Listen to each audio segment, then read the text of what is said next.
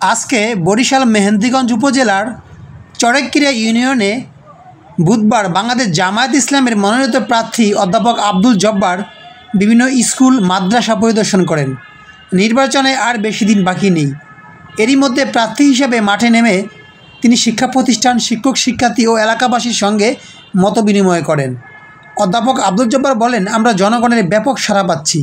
দাঁড়িপাল্লা প্রতীকের পক্ষে জনমত ক্রমেই সুদৃঢ় হচ্ছে। আমরা আশাবাদী এই নির্বাচনে বিজয় আমাদের হবেই। অন্যদিকে এখনও বিএনপি সহ অন্যান্য রাজনৈতিক দল তাদের প্রার্থীর তালিকা চূড়ান্ত করতে পারেনি। ফলে ভোটের প্রচারণায় জামাত একদম এগিয়ে রয়েছে বলেই মনে করেন স্থানীয়রা। ভিডিওটি ভালো লাগলে শেয়ার করুন, আর এরকম ভিডিও পেতে অবশ্যই আমাদের পেজটি ফলো দিতে ভুলবেন না।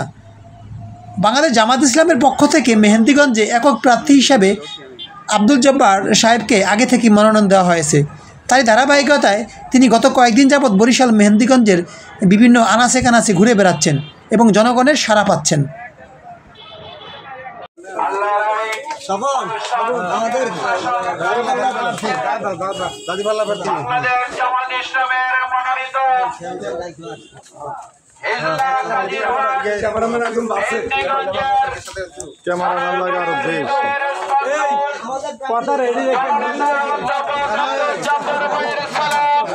এলাকাবাসীকে দিলাম জব্বার ভাইয়ের সালাম নিন, দাঁড়িপাল্লায় ভোট দিন, দাঁড়িপাল্লায় ভোট দিন।